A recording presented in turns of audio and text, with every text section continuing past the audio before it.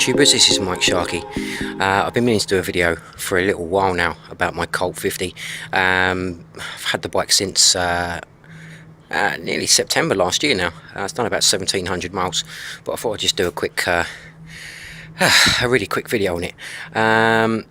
Reason I haven't done a video about this bike is I was lucky enough to be blessed with a daughter in December, so I've just about got enough time to scratch my nose, let alone do anything else. So let's give you a quick walk around the bike. You will notice that there are some strange looking things on it. Let's start with the most obvious thing right here. If you have a look at the headlight, you'll see that's attached with a cable tie. The reason why is because after about I think it's about 3 months of having the bike, unfortunately some little git decided it'd be fun to nick it, so that's what they did. They took it from outside the house, and I was lucky enough to get it recovered within 24 hours, so that was a bit lucky. I think what it was is they actually looked at the bike, thought it was something a bit more powerful, and when they got it out into the road and it wasn't going any faster than about 35, they was and ditched it. So anyway, let's start with the usual stuff. The whole back of the bike, including the exhaust, at the moment is standard. Nothing's been changed on it whatsoever. Now, before anybody complains, yes, I do know my bike is filthy dirty, but this is a daily commute, and where I park my bike is actually in the mud, so I have no choice really. Let's have a quick look. You see there's a few bits of rust spots on there. If you have a look at the bottom of the chain, you'll see that the chain is completely rusted as well. That will be going in for a service and being dealt with at some point, but for now it's just going to have to be dealt with, I'm afraid. Hopefully. So, where to start? The only real things I've changed on this bike so far, I mean, everything else is standard. The wheels are standard, the forks are still standard, everything else is still standard. There might just be a few things that you might notice are different. Like this, for example. Now, the standard mirrors actually go in this little hole here, and that little hole over there. And what I've done is I've taken them off and I've put bar ends on, because for me, my driving style is I don't like anything being sort of in this area here. I like to have a clear line of sight of wherever I'm looking. So I took them off and stuck some bar ends on. Now, no moaning about how they've been put on, because they were literally a rust job and I just have not had the time to sort them out. But they're functional. Well, that one's a little bit wonky. This one moves, so I have to change it every single morning when I come in. But this one's fixed into position. Doesn't go anywhere. That one's done. And the next change I've done on it is this little thing here. Ha ha ha ha. Yes, it's a nice little bar end. Gives a little bit of stability to the handlebars, and also, which I like the fact, is if I do decide to get a phone mount or even a camera, I can mount that right there, and it won't really, if I stick it there like that facing outwards, it's not really going to affect what goes on here with the speedo and all that lot. Now let's dispel a few myths before we go any further. Let's dispel a few myths. In the US, this bike is called an SSR Colt.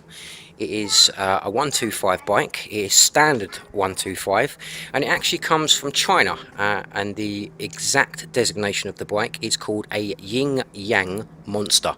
That is what the bike is actually called. Now, anybody who wants to argue with me, that's absolutely fine. You might see it says WK down here and whatever.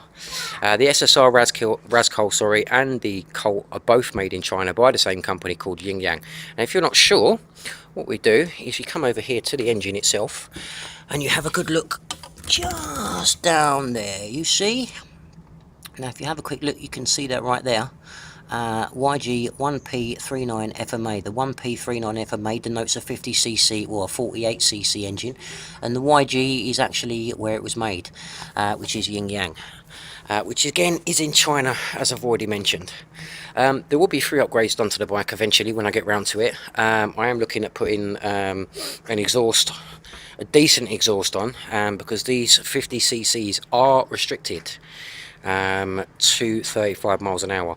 I do know for a fact that you can get up to 57 miles an hour out of this once it's de-restricted. However, please note that it may affect your license if you do not have the correct license to ride it. So if you're riding it on a learner and you de-restrict this and it goes over 35 miles an hour, you will get stopped and you will get punished for it. And you might have noticed down here, I don't have an L plate. What's all this about, I hear you ask? Well, basically, I'm an old git. I'm 38 years of age, and I passed my test back in '98. So I have something that's called grandfather rights, which means that I can ride this bike on my driver's license with no L plates, as I've been driving for a very, very long time. And apparently the DVLA say that I'm quite a very good driver. They've obviously never seen me on the road.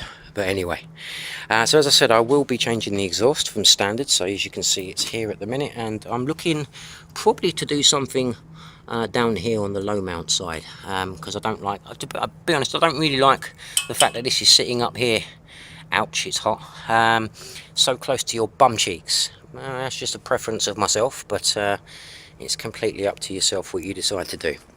But I do intend to, as I said, change the exhaust. I will be taking the horrible air filter that's sort of underneath here somewhere, underneath all this little box here that you can see. I don't know if you can see my finger there.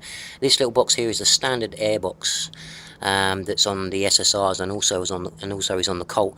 When you take this off and you have a good look at it, you'll see that there's a small tube at about, say about that diameter. No, maybe a bit smaller, probably that diameter, and actually chokes the engine from a little bit of airflow. So my plan is to rip out the airbox. Obviously I'll still be keeping all this and this on the bike because I like the look of it, but there will be a, you see this gap here, just right here, there will be a K&N filter that will be stuck in there, and that will help the engine to breathe a little bit more. Let me think, what else am I planning to do? No, that's it. I mean, the only other thing I'm waiting to turn up is the headlight, which I've got coming from the manufacturer direct, as the people that resell the bike, the company who shall remain nameless, want to charge me a ludicrous amount for a front headlight. And when I asked them what about getting it direct from the manufacturer, they told me that I'd invalidate my warranty. So goodbye warranty. I will get it myself for a cheaper price, and I guarantee you it will look better as well. Anyway, I'll probably do a couple more videos in the near future, talking about the upgrades and some other little bits and pieces. Thank you very much for watching. If you do have any comments, don't forget to drop some in the box below. I'll answer whatever I can. Also, if anybody has one of these bikes and you need any wiring diagrams or parts, then don't hesitate to hit me up, and I'll do the best that I can to help you out. The thing is, this is basically a pit bike, and most pit bike parts will fit this bike, regardless of what anybody else tells you. If you get down to the bare bones of this bike and you have a good look at the frame, you'll see it's exactly the same as a pit bike. It is interchangeable. There are a lot of parts that you can take off pit bikes and actually put on this, and it's absolutely fine and it works well. But as I said, if you've got any comments, suggestions, or you want any info, don't hesitate to hit me up. Keep it real, keep it safe, ride safe, and don't be a sheep.